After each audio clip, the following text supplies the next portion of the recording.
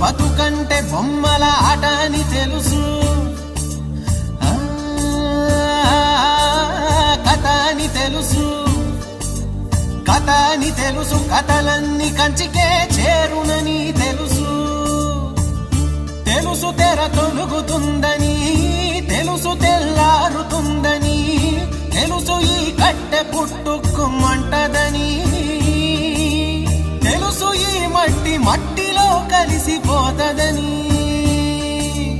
ఇన్ని తెలిసి ఇరకాటంలో పడిపోతావు ఎందుకని? మాయ